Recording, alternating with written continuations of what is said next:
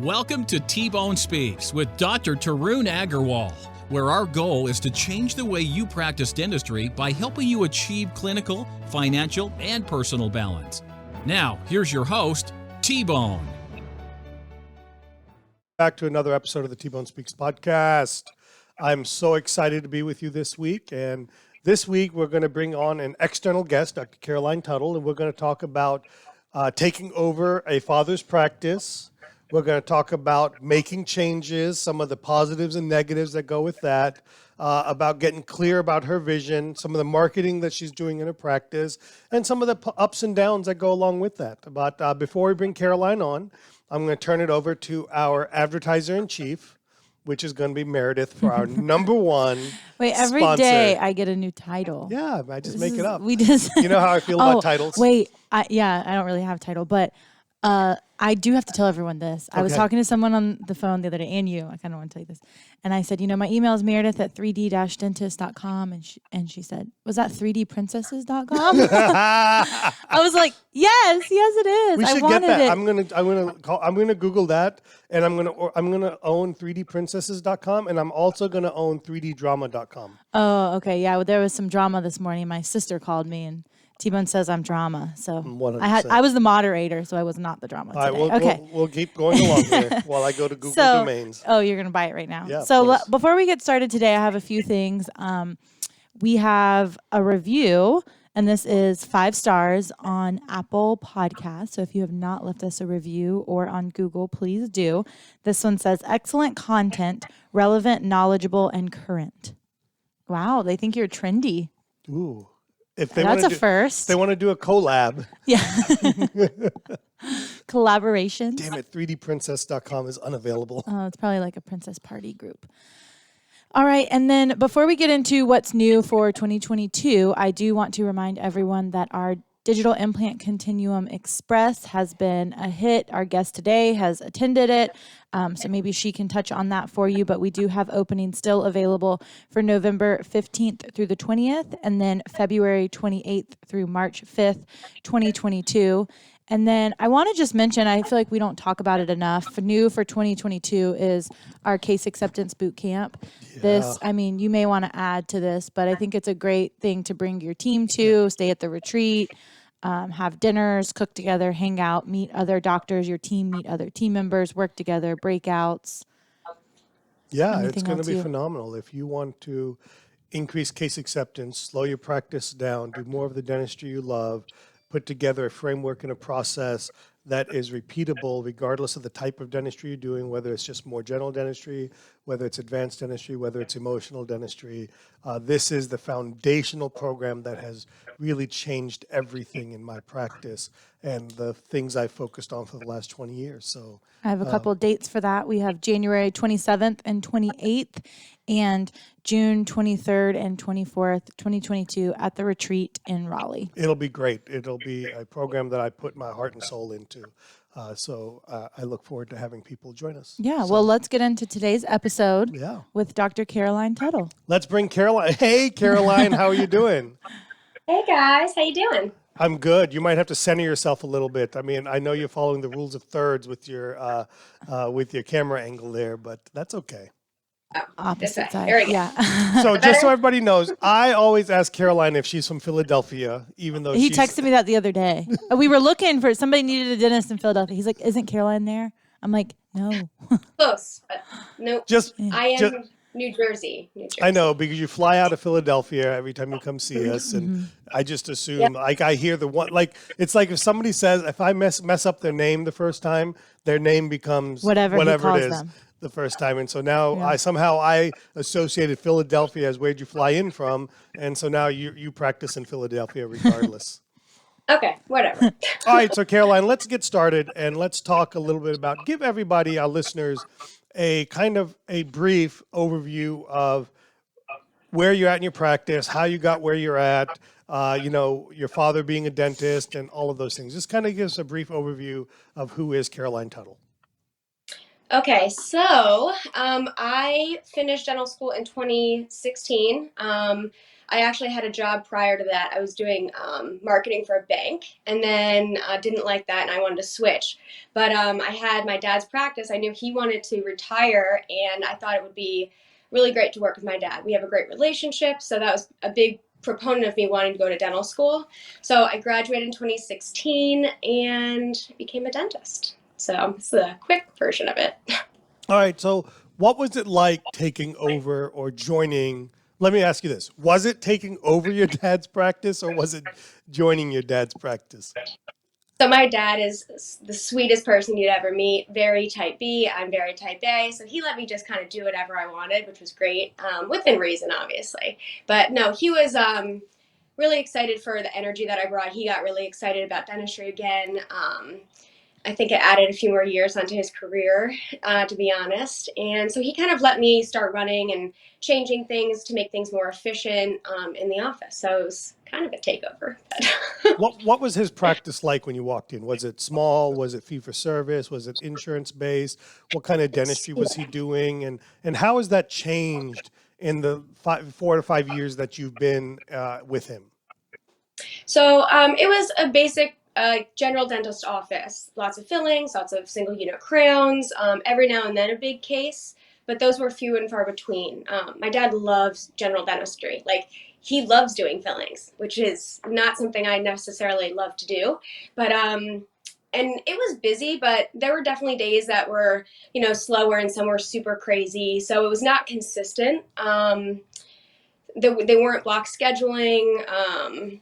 And we were, he only took 2 insurances, but the rest was fee for service. We would submit, but we would submit insurance, but never participated in more than 2. Okay. And what, if anything, has changed in the last 4 or 5 years for you? So, I don't know. There's a lot of changes. I don't even know where to start. Before I went to dental school, I told my dad I was quitting my job, and he was like, "What? I just got you and your brothers out of the house. How are you quitting?" And I said, "I want to come and I want to be a dentist." But I needed a job before I got into dental school. So I worked for him in his office, and I converted everything to be paperless then. So that was in 2010. That was a big shock to everybody. So then once I got out of dental school, things were digital, but we weren't utilizing everything like auto notes and certain things like that. So that we implemented. And then honestly, from there, it kind of changed a lot in the last 2 years. We do block scheduling. The types of services we offer are more complex. We still do the bread and butter dentistry, but it's definitely a lot more complex dentistry too. And when you say complex dentistry, is that something your dad has moved into, or is that something that you're doing in the practice? Kind of Sure. where are these patients coming from? So they're coming from our actual patient base. We do have new patients, but we're really averaging about 20 new patients a month. We were down to only 1 insurance. We're only taking Delta. And but they're mainly coming from our office. So I'm doing the complex dentistry. I took a lot of occlusion courses right out of school. I took an implant course at NYU. So I started taking courses, but we'll get into it, I'm sure, but I needed to get more information and knowledge on some of that stuff. But I'm doing all the complex dentistry. My dad's still doing the fillings. He'll do some root canal still. But yeah, Okay. I need an associate to replace him now. No. Well, I think he is in a sense, he is the associate. But I brought that question up because, selfishly, I know the answer to the question. But I want people to listen to that. I want to drive home a point in what Caroline just said. And that is within the patient base of her dad's practice, there was all this complex dentistry, all this potential sitting there. And Caroline unlocked that because she brought a different set of eyes, a different focus, and a different level of energy to the practice. Now, I want the solo dentists that are listening to understand that you don't have to necessarily market, and I would argue you shouldn't market some of these complex services until you tap into what's in your practice. So, Caroline, if you don't mind me asking, what kind of things did you do to get, to unlock some of this complex dentistry that's in your practice? I mean, I took a ton of CE. Like I said, I took some occlusion courses to start, just to know and feel confident talking to the patients. So a lot of times, I would have to tell people, so we need to do a full mouth rehab on you. But I wouldn't say it like that. I would just say, look, there's a lot of breakdown. There's things that we can do to prevent this from continuing happening, or we can fix it.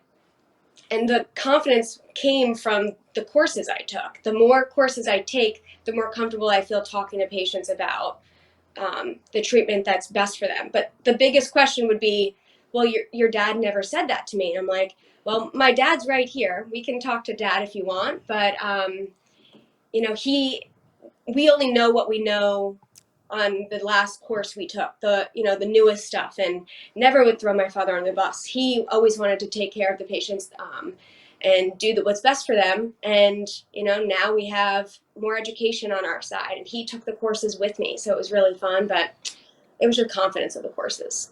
Okay. And what did let me ask you this, okay? Is your dad okay with you doing the quote unquote fancy and sexy dentistry and him doing bread and butter dentistry?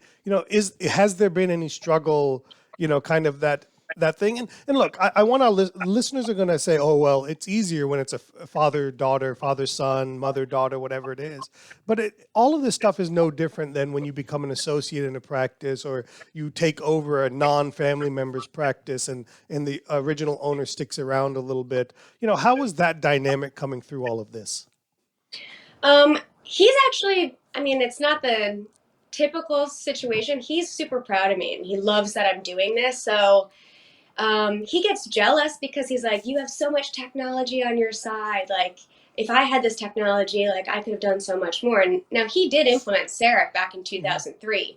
So he kind of got me. That's a different, that's like saying I carried a smartphone when I had a Motorola flip phone Razr. I mean, it's not even the same. But he's always enjoyed the technology, but he never took the extra steps to go forward, because I think he was so stuck in how busy the practice was.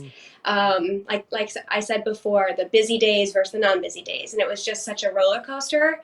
But no, the only times we kind of get into it is when I want to change something and he's not ready to change. He's like, Caroline, I'm going to retire soon. Why are we really? And I'm like, Dad, you don't need to change. Don't worry. You stay the way you are with it. The rest of us are going to just make it work around you. You're fine. And a semi-private question, and I can't remember the answer to this. Yeah. Do you own the practice? I do. Yeah. Okay. So you're 100% owner at this point? Yep. And how did that happen? Because did that happen right away? Did that take some time? What was that? What went through your head? Did you have some doubts about buying your father's practice or taking over your father's practice? I mean, I know in the Indian culture, I'm not paying my dad for anything, but that's unique maybe in our culture or our particular situation. Yeah. No. I bought the practice from my dad. I have two brothers. They've always said if I was an only child, they would have just given it to me, but I don't want to create fighting between my siblings for any reason down the road. So I did purchase the practice in 2020. So I graduated in 2017, so a few years after. But that was the plan all along. He always wanted to sell it to me. He gave me a good discount, but between that and the land, because he owned the land, I own it all now, but I needed a little help on figuring it all out. And that's one reason I did join the Mastermind on getting it to where it is now, was a lot of help from you guys. Okay. Well, now that you bring that up, let's kind of rewind time. Talk to us. What brought you to the Mastermind? What brought you 3D Dentist? What struggles were you having? And let's kind of start there before we go into what you got out of it and all of that. Where were you at, and what made you do something like that? So I was dating my now husband, and I had an hour. You mean the Amazon driver? He's not an Amazon driver. Remember that one time we were doing the Zoom? I know. And, That's because he gets mad at me for ordering Amazon. And he walked in with Join the club. He walked in with the Amazon box, and I go, "What's the Amazon driver doing in your bedroom?" And so now I refer to him as the Amazon driver, but he is not an Amazon driver. I'm just He is not. Yeah, so I'm sorry about that, but go ahead. No. And so I had a long commute, and I started listening to podcasts. I never listened to any podcasts prior, but I was like, I need to do something with this commute. So I started listening to both you and Millennial Dentists. And I relate a lot to Sully because he took over his practice from his dad. He was trying to bring in new procedures, and it was like an easy thing to listen to both. But I actually heard you back in 11 or 12 at some kind of Sorona. Oh, probably in Philadelphia or Princeton, one of the two. My dad took me, and I think the story is interesting. My dad took me, and I met you, and we went to lunch after your course, and you kept saying you never have to do a buccal pit again. I was like, I didn't even know what a buccal pit really was at that point, but my dad just like kept laughing. But when we went to lunch, I sat down, and there were these other dentist colleagues of my dad that would say, I can't believe you would encourage her to go to dentistry. And my dad still loves dentistry to this day. And he's just like, why wouldn't I? And it was such a weird perception. But ever since that day, I was always like, I'm never going to do dentistry I don't love. So then I started going back to the podcast. I started listening to you guys. And then I was just like, all right, I'm taking over this practice. I need some help with just understanding the numbers, understanding what I'm getting into, have a little bit more concrete idea of some of this stuff. And yes, my dad taught me a lot of it, but I still wanted I wanted somebody outside also, so I could figure out how to get this practice from, I don't know what we were doing, about 1.1 then to like now we're close to 1.7, which is exciting. Oh, great. So we were looking for a fresh perspective, some outside stuff. You kind of resonated with, our story and what we talk about on the podcasts. So what was your experience in the Mastermind like, and what was a couple of key takeaways for you from that? The fact that there were so many other people in the same position that I could relate to. A lot of my friends that are from dental school aren't buying yet or are just starting to look into it, but I knew I had to get there sooner. So it was nice to be around other people that were in the same position. Like I still talk to a few people from our course on a regular basis. In our mastermind group, we still chat in it, and going through that, especially with COVID, was great. Yeah, having each other. Yeah, that's always a good part. Sure. That was the biggest part. Okay. And then I think you mentioned a lot about block scheduling and things like that. And I know that's an area that we try to put a lot of focus on with the Mastermind is slowing down. And you said it a lot in your conversations. I don't know if other people are picking up on this, but you talked about your dad was busy. And he, maybe he liked being busy, or that's all he knew, because in the 1980s and 90s, it was all about being busy. What type of block scheduling or scheduling concepts were in the practice beforehand, and what have you done to your scheduling? Sorry. What have you done to your schedule moving forward now? So now we do new patient blocks, we do crown blocks, we do implant blocks. Block scheduling was just a very, I don't know what the word, we didn't understand what it was. My dad had kept mentioning it to our office manager. We need to do block scheduling, but never explained how to do it because I don't think he truly knew how to do it. And when I went to the Mastermind, I still didn't know how to do it. You guys really broke it down, and using one of your techniques with like trying to funnel like how many new patients you need, or how many crowns you want, or how many, like based off of the production you want to get, was that was probably, besides the camaraderie you get from the Mastermind, breaking down how to figure out what your blocks are was so valuable. So working backwards to hit your goals. Yeah, exactly. Yeah. And that was, I'm going to redo it. I have a meeting with 2 of my team members to go over what our blocks are going to be for next year, and if we need to up some of them, which we do. And now I just have to find time for them. Yeah. Caroline, since you did the Mastermind, we don't call it block scheduling anymore. We refer to it as priority scheduling. because block scheduling has a 1990s and 2000s definition associated with it. And in the 1990s and 2000s, general dentists were literally, their scope of services were so different than the scope of services we have today. And so really what you described is a perfect definition of priority scheduling. How many new patients do you, using these as examples, how many new patients do you want? You prioritize the number of new patients and you create blocks for those. How many crowns do you need to do to service your customer base, to keep you happy, make your production, and you prioritize creating blocks for those. You prioritize how many implants, and implant blocks are reserved for implants. Full mouth blocks are reserved for large complex cases. And that's prioritizing the type of dentistry you want to do. And that's really the difference between priority scheduling and block scheduling. Priority scheduling has blocks, but we want to prioritize the type of dentistry that we're doing. And what has been the outcome of this for your practice? Like, what have you seen come about from this? It's just a more consistent day. I remember when we first started doing it, it wasn't as perfected as it's been, and there's still room to get it better. But when it first started, I remember there was one day I just had fillings all day, and I was like, I never want to do this again. And I just said it like that to the whole team. And a fear of mine was that everybody was going to be like, she doesn't want to work hard, all this. I am such a pleaser, and so I want people to know I'm a hard worker, that I want to take care of the patients, but I don't want to take care of the patients when all I'm doing is solid fillings. And then the next day I have crown, those are great days. I would love that, but I want to mix. I want it to be a little more fluid. So once we started getting it there, I'm just less stressed. I have other stresses now, but in terms of being able to have a more fluid day, and I'm also seeing that because there's blocks there, we have more incentive. Like the other day, I was like, when's our next new patient block? And they didn't know off the top of their head. They found out from me, but it's not until November. And I'm like, okay, that's not a good thing. So we got to either open some time or get some more people in here. So, good stuff.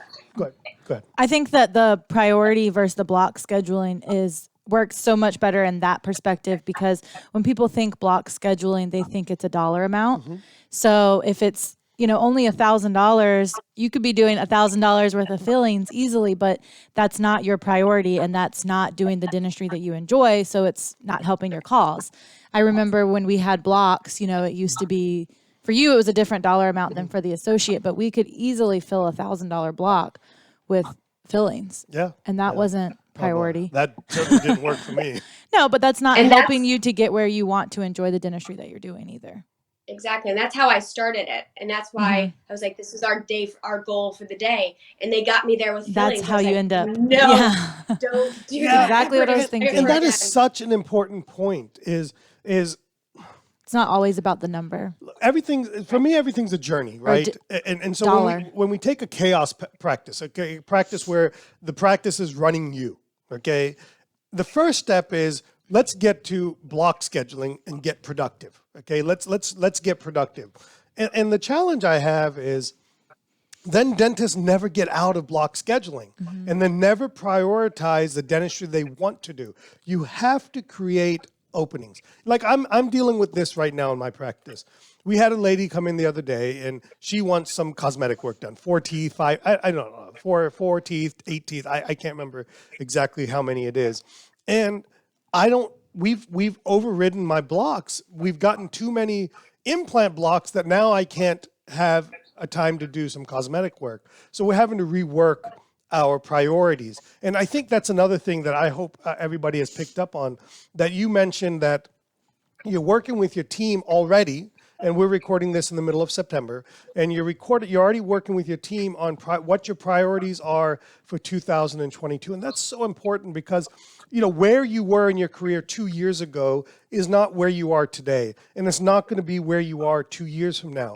At some point in time, you're possibly going to, have a bigger family or a family.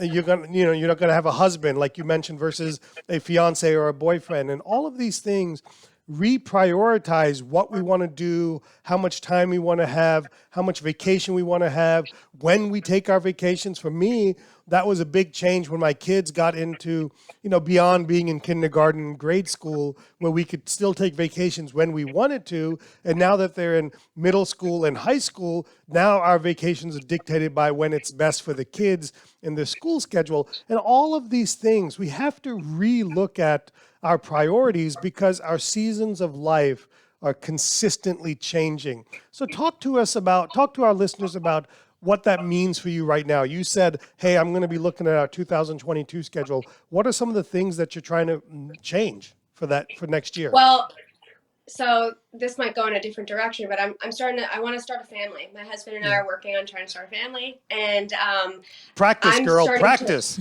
Let's put it in for him. Practice. Yeah, there you go. But and so I'm actually trying to replace myself at a much younger age than I thought I would be. And I haven't done it yet. So that's something we can work on. But so that the business and the practice can run as well as it's running now with more doctors, so that I can still enjoy my family. So that's one big thing. And then the other big thing with planning for 2022 is, just breaking down the things that I want to do the most. I love doing full mouth rehab for veneers and crowns. I love implants. And then, maybe I'm going to start getting into more advanced things with implants, like full mouth implant. I'm not sure yet. Sure. But I'm getting closer to those goals. And the only way to do that is to put it in the schedule, which I've learned from you guys. And yeah, I have to see what my numbers are right now, and that's what the meeting is at the end of September. Yeah, and see, look, I want everybody to listen to that again. And I'm really not trying to be sexist here, okay? But look, as a female dentist, your life situation is going to be different than most male dentists, okay? Number one, yes, I can have a family, but I'm not carrying the thing around, and I'm not, having it come out of my body. And certainly, yes, I have a belly like every other pregnant person. What's worse for me is my belly. I'm pregnant nonstop. It doesn't go away. It doesn't go away. But, and see, I love that. I love that we've instilled that into you at such a young age in your career that you can look at that. The other thing that you mentioned is a concept that we really, really focus on, and that's the concept of replace yourself. I have a hard time getting dentists to see, they'll fight me on this. They're like, no, I've got to be the one. I've got to be the one. And especially my male dentists. My female dentists get it because I think of life situations that come up, but the male dentists are always against me about replacing yourself.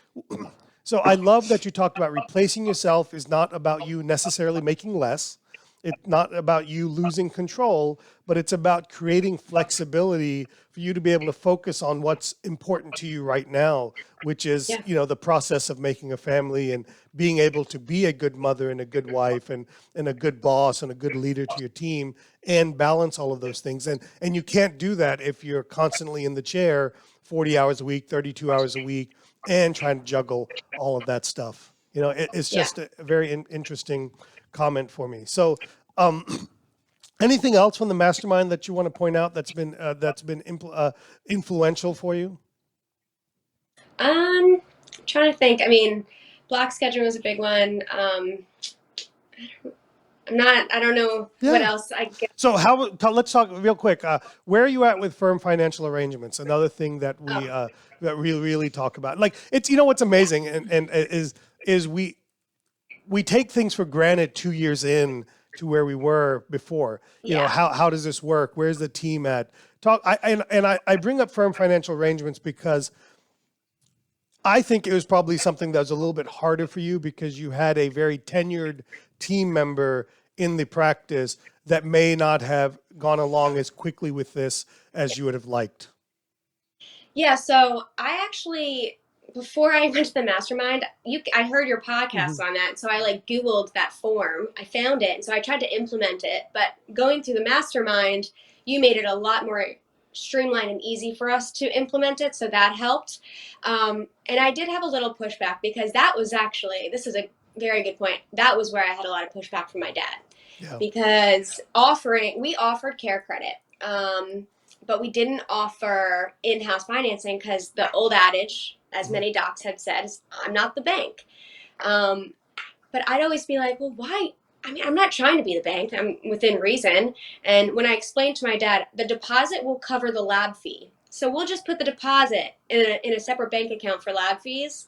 And then everything else, like, so we'll be covered if we actually get screwed over by something. But we haven't been screwed over by anything. And now he's even telling patients, well, we have payment plans in the office for that. I'm like, I'm so proud of you, Dad. Yeah.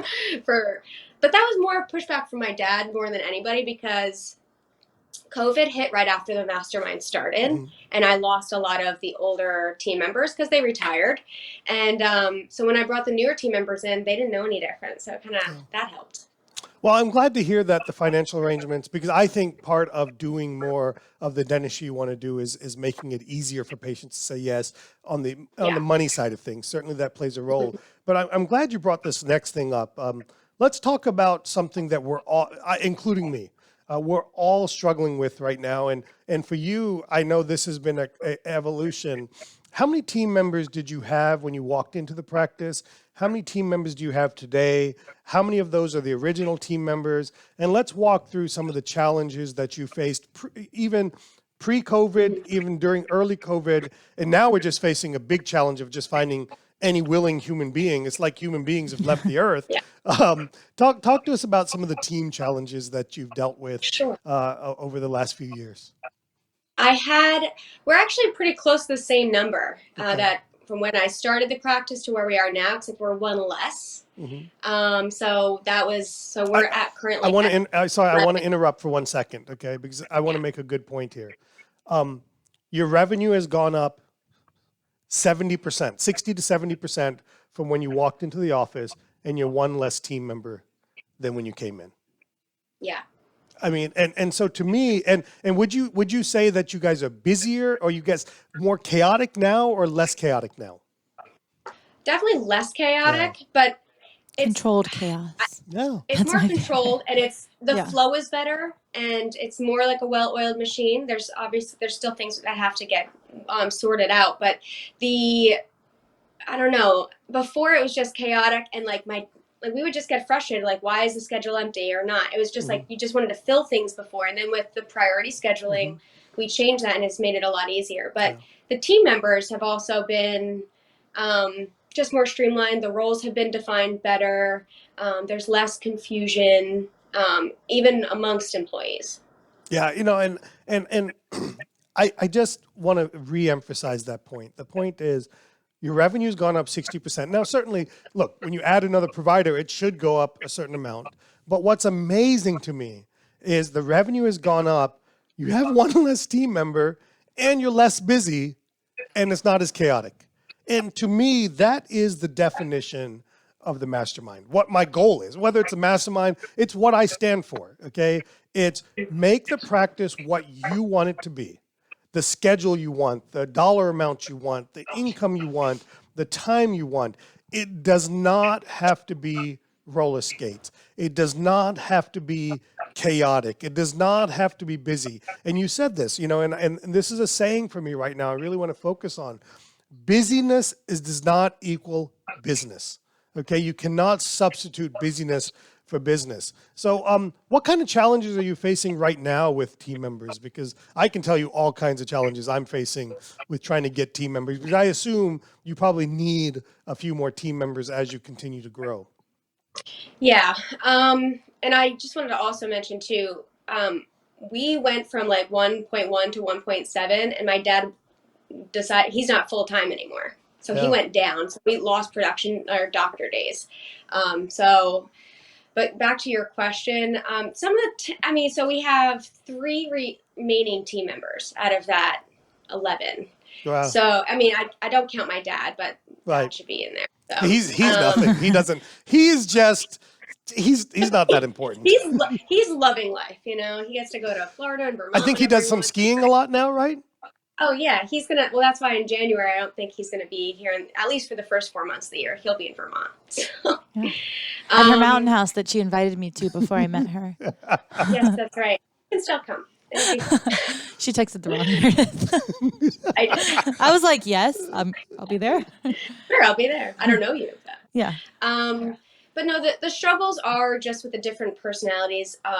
I think this was also my fear, is that I loved the camaraderie that my dad's practice had. Everybody was like, they just knew you so well. It was, people would always refer to it as cheers, like everybody knows your name sort of thing. And I never want to lose that in the practice. I want that mentality of the patient is always first. That's what drives me with everything. So all the inefficiencies that are getting fixed puts the patients first for me. But with some of the new team members, there's just some tensions on how it used to be done versus how it is done. But I think people are starting to fall in line a little bit. I'm actually, the last 3 weeks have been a big turning point, which has been great.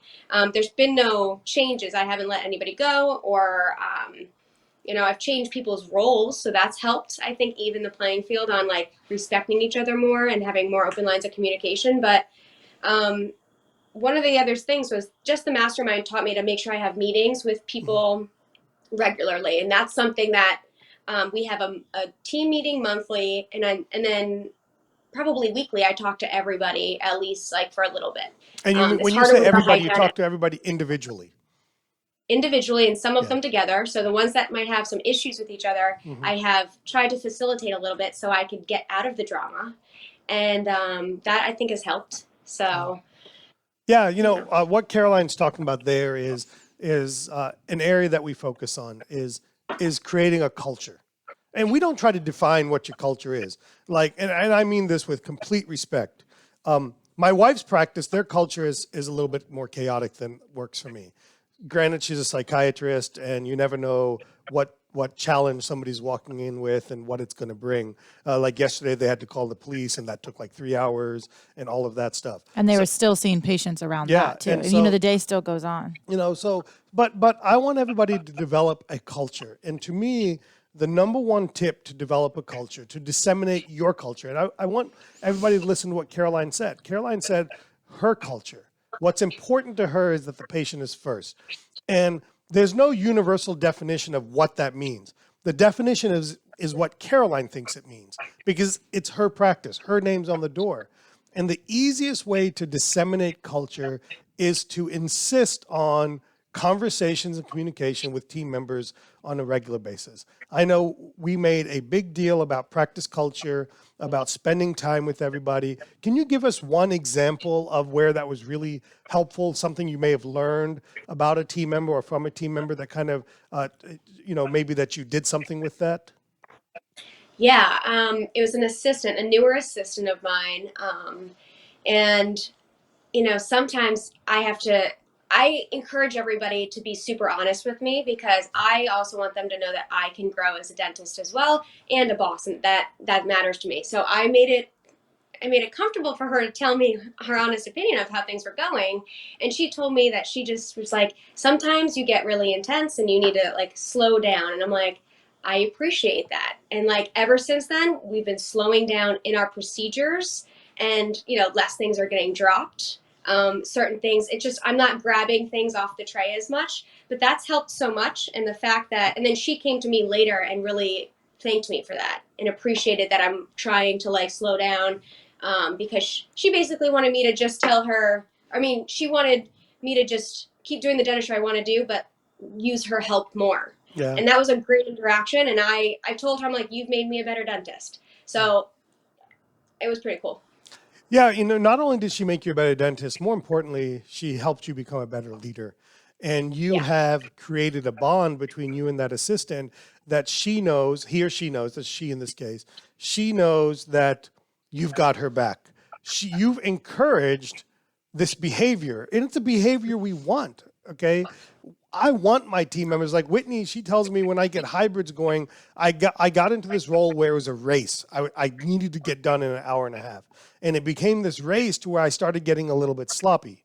Okay, I would drop instruments, so I would, break teeth and things like that. And so she said, I just need you to slow down, be a little bit more deliberate in the taking out teeth part. Okay, stop being so barbaric. And basically what she said to me, and what happens is you encourage a behavior because your team members truly, they have your patient's interest at heart. And selfishly, if if you make the changes thereafter, a lot of times when it comes to clinical work, it's only going to improve the clinical outcomes you're getting and your patient experience. And I love that you did that. And that's such a great example of the importance. So if for our listeners that aren't doing these random or organized meetings with individual team members, what does one typically look like and how does it happen in your office? Right now, it's more of me starting them. So Okay. I want it to change where they come to me, but I don't really have time where I have downtime. So, but right now, when I see that, between patients and the patient's late, I'll just like, pop over to an assistant. I'm like, hey, how's it going? And it's more personal. I've built a relationship with the assistants, but I don't know, I just walk up to people and I check in with them and I'm like, hey, how's everything going? How's the flow? How's this handoff that we're talking about? Like, I'll bring stuff up and they'll either open up to me or they just answer me. And then for the ones that, at lunchtime even, I'll go eat lunch with them and I'll just ask the more shy ones. I'll just be like, try to ask them more inquisitive things about like, are you going to go on a trip? Like, I don't know. I don't know how to really give you a concrete answer on that. Just the flow of genuinely caring about the people that are working here. So I don't want to be in an environment where I don't like the people I work with. So I want to get to know them. And if it's going to if it would be uncomfortable, they probably wouldn't stay. Yeah, no, and I think you described it perfectly. There's no prescription to how you do this. And you're giving them the opportunity to open the up. prescription is you do more listening. Your job as a leader is to encourage conversation, to be a conduit, to get people talking, okay? And then you ask curious questions. Like, what do you mean things are going good? What do you mean things aren't going good? Tell me why you're taking the trip, or why aren't you taking a trip? I want to know, why aren't people taking trips, or why aren't people doing things, or why are they, struggling, or this and that. I want to know these things because it's important to know these things. And to me, that's what culture is. Culture is knowing your people. Because remember this, the number one product we have in every practice is your people. That is the only differentiator we have in dentistry. It's the people. Ultimately, they can go anywhere and get a hybrid. They can go anywhere and get a CEREC. They can go many places and get XYZ. But people are choosing you because of the people. They can go somewhere else and get MetLife taken or Delta Dental taken or whatever it is. They're choosing you because of the people. And we have to invest culturally in our people. We've got to get to know them. We got to understand what's happening. And you're doing, and yes, the goal is to get them to come sit next to you and start these conversations, but we can't wait for success. We've got to get out there and help encourage the success. So you walking around and doing these conversations is going to create a natural conduit to team members being comfortable and doing it on your own. And I love that you're doing lunch with people. And I would encourage you to maybe schedule some lunchtime with, maybe departments of people, maybe every other month or so, just so that you can get some time with people, formally to do that. So that's fantastic. That's amazing. So what's next for you, Caroline? What are your biggest challenges, and what do you see yourself trying to accomplish in the next year or two? Oh, there's always so much to do. Well, this year was a big year for starting sinus lifts and 3D printing. So I'm there, which is fun. So I'm starting to do more of that. But next year, probably just like increasing the number of sinus lifts I'm doing, and I don't, this is the first year like going into it that I don't have as much of a concrete plan because I really want to have a baby. Yeah. And that's a plan, by the way. Yeah. Yeah. I mean, it's not a dental focused one, but the dental business will take a toll on that. And I want to make sure that I'm like not stressed out and I have a good plan to like, have an associate come in and a good mentorship still there prior to me having a baby. So yeah, it's that brings up a point that we talk about, and I want to kind of harpen back to the original part of the mastermind when you were there with us. Is we talk about the first step is slowing down to speed up, and oftentimes people think of that we feel that we got to constantly grow. That growth is this line that's constantly moving up. And sometimes growth has to have plateaus. Sometimes growth has to slow down. And I think 2022 is going to be should be a slowdown year for you. That doesn't mean that you go backwards.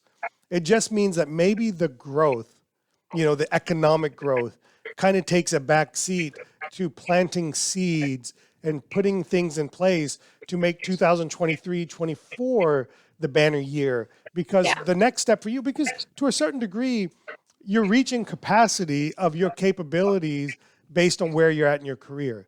The next step for growth really involves, as you mentioned earlier, getting a replacement for your dad, which is in theory adding an additional provider because your dad's, part-time at best, so to bring in an associate and do it right and to maintain that culture, you've got to be available. You've got to instill that culture into them.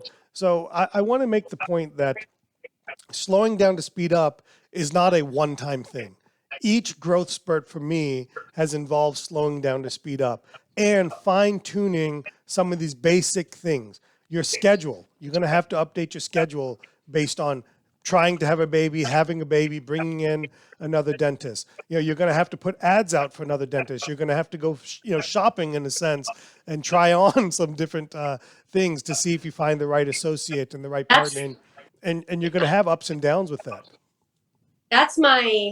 That's kind of where my wall is that I wanted to ask you about, because I put an ad out and then I got really busy and I interviewed 2 people. They were good interviews, but I just got busy and didn't hire them. And now I've got to put another ad out because I just let that one fade away. I have to make myself time to devote to it, because before you know it, I'm going to be behind. So let's back up on that. Let's go back. Let's go back through some of the early parts of the mastermind. I think one of the most important things we do is a goal setting exercise. And part of goal setting, like a goal for you right now is to hire an associate, right? And now we need to reverse engineer the process of hiring an associate, okay? And all the steps that are involved. And so an example from me. So recently, I need to redo our website for 3D Dentists, right? So I've got this goal. I want to get this website launched. And so what I did that's helped holding me accountable is I broke it down. Step 1 is I need to get the design done. I've got X time to get the design done. Step 2 is I need to find somebody that can take the design and make it into a website. I've got X time to find the person that's going to do that. And then I've got to have X time for that person to actually do it, do the revisions and all of that. So then I've got a goal of that date. And I put each of these things in my calendar and I share it with my team members so that they're aware of it so they can hold me accountable. Hey, by the way, this week you have to have this person picked out and hired that's going to do this. So I would do that with an associate. I would say the step 1 is you got to define what an associate is. Okay, so put a deadline in your calendar of what a good associate looks like. Having that written out, not just in your mind, written out so that your team members can see it, your ad can see it, everybody can see it. What is a good associate in your practice? What are you looking for? Ideally, best practice, and what is your minimum level of standard that you're willing to accept? And so those are the things I would look at. The second step is I got to get my ad out and put out there. The third step is I've got to get interviews done by X date, or I got to get interviews going. The fourth step is I've got to get a contract put together and put deadlines on each of these. So it's not this thing that's just kind of out there, but instead it's on your calendar. And this has worked for you already, as you've seen through the mastermind. What doesn't get scheduled doesn't get done. What's not important to you doesn't happen. So I need you to make getting an associate more important to you. And it needs to be more important even at the cost of doing some other things, because in the big picture, getting an associate is going to propel you to getting more of what you want in your life. Being a baby, not you being a baby. We know daddy's created a princess there, okay?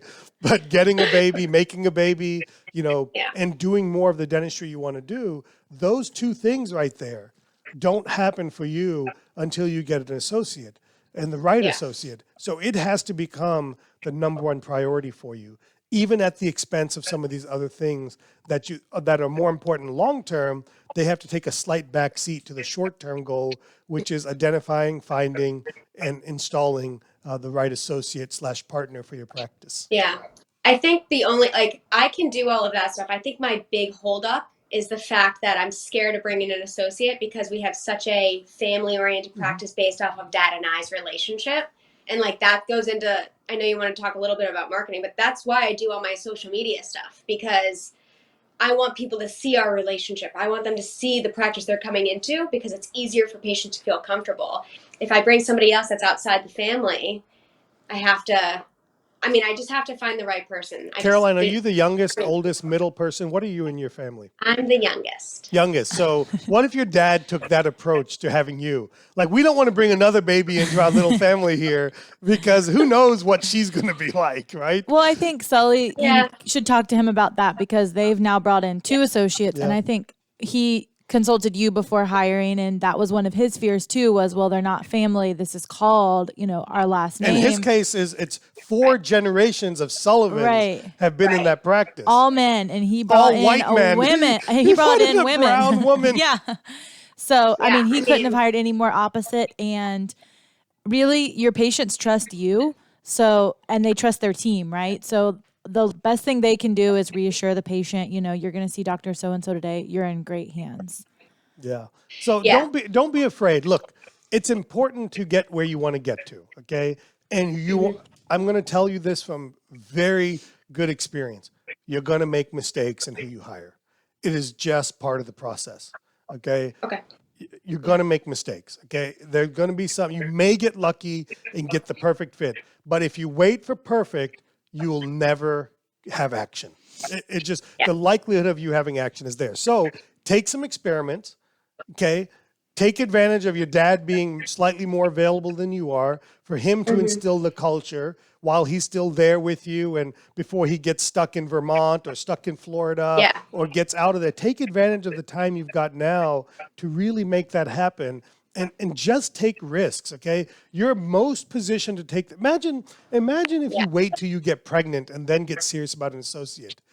I know. It'll be miserable. Yeah, it won't be possible. You're gonna make less than ideal. You're gonna make less than ideal decisions.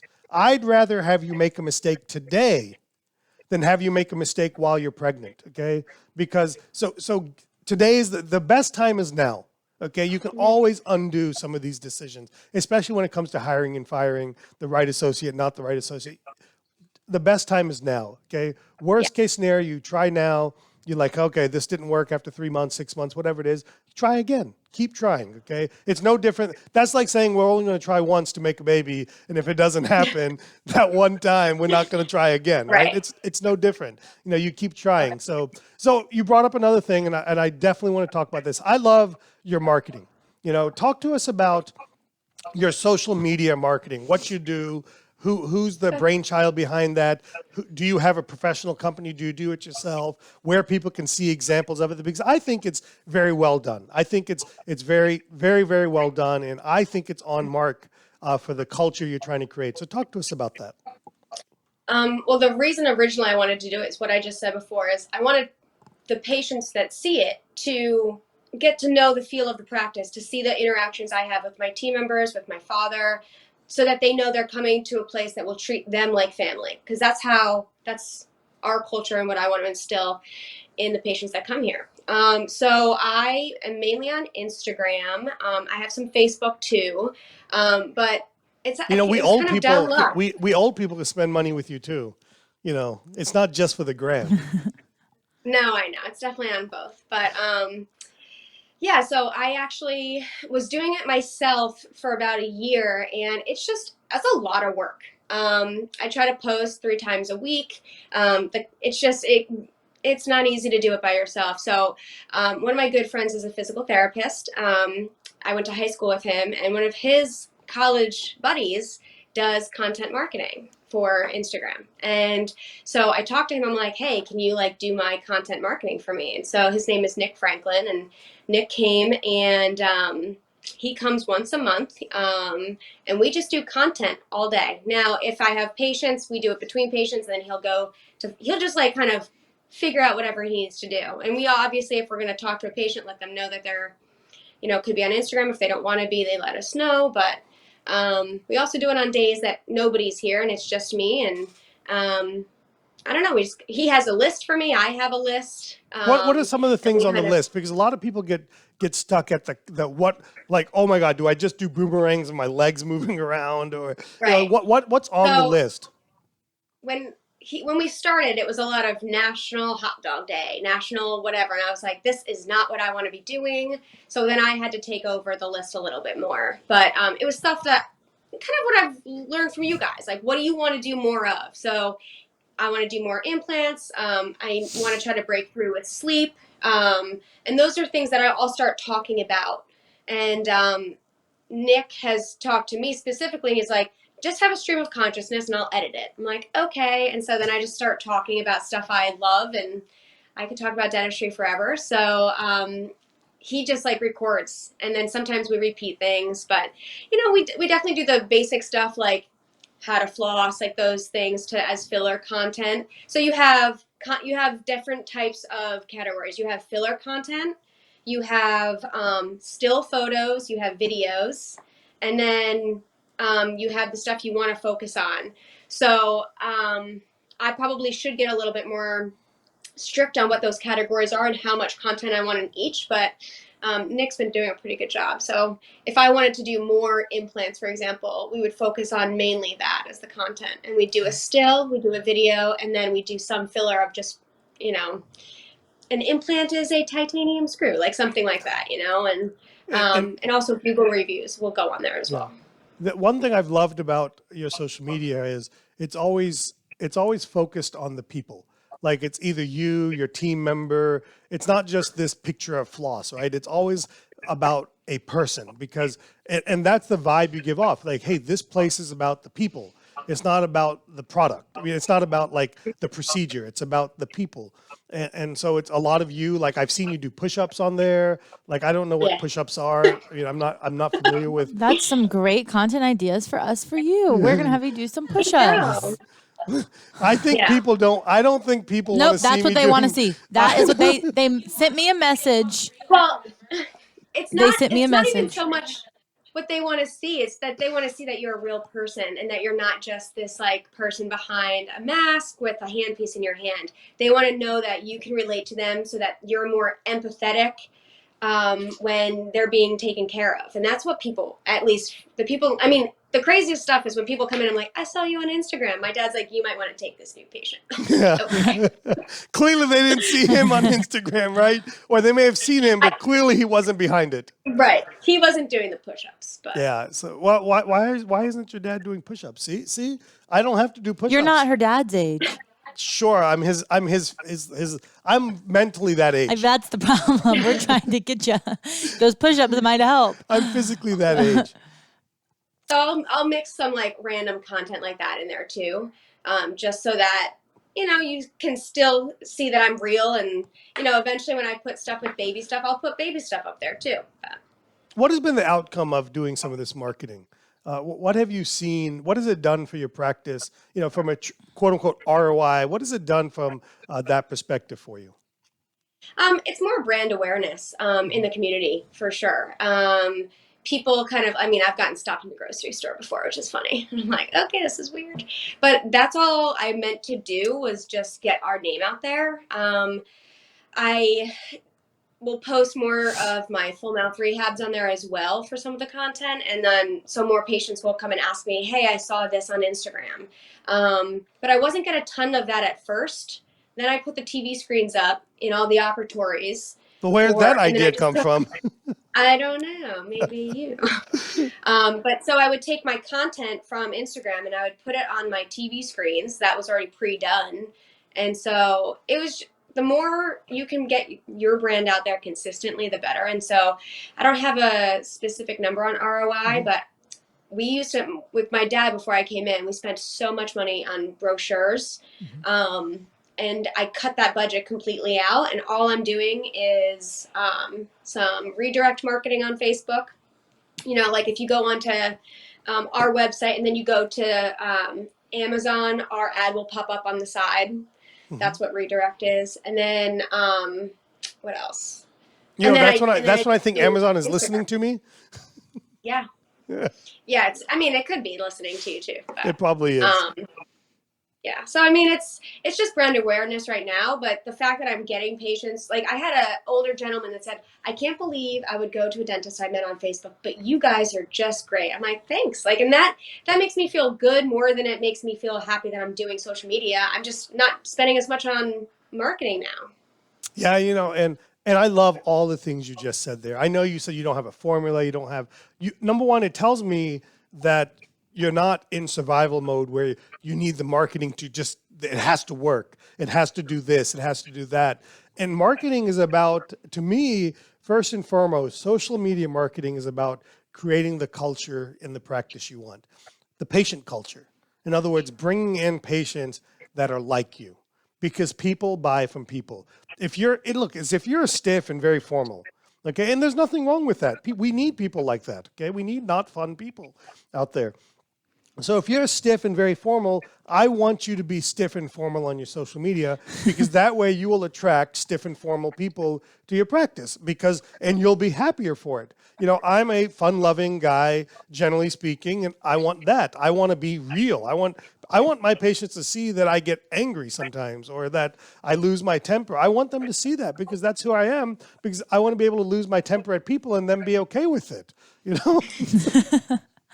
No. No, but social media marketing is about creating your culture. Yes, there should be some tangible ROI on it at some point in time. I also love that you said that you didn't see that right away, and your consistency equals effectiveness when it comes to social media marketing. And for me, the big takeaway is just put yourself in front of the camera that you carry around in your pocket, and just talk to it.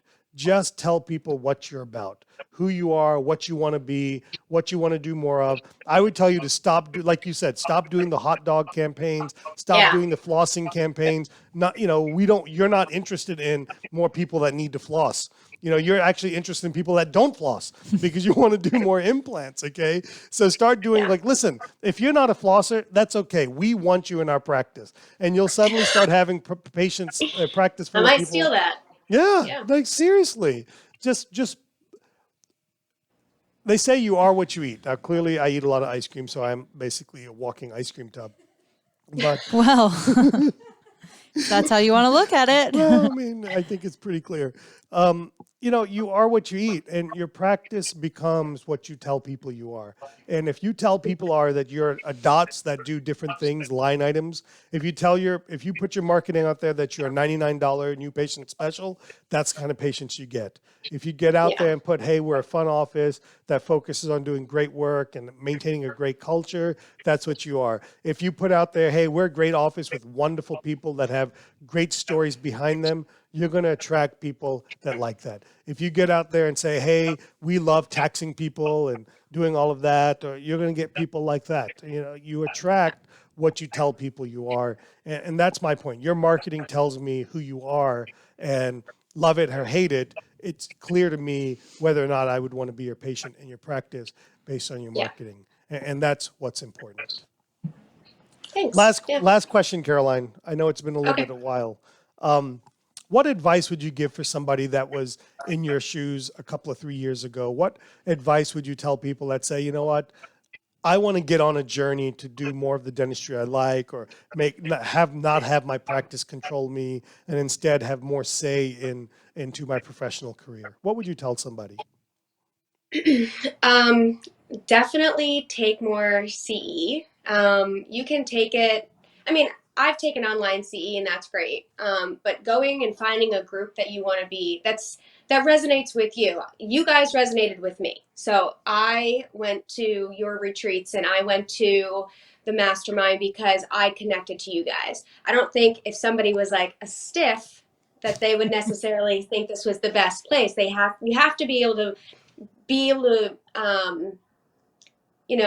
take some constructive criticism and learn from it, and also have fun while you're doing it. But CE has continually, investing in it has continually been the biggest thing for me, because I end up making more money after every course because I implement it.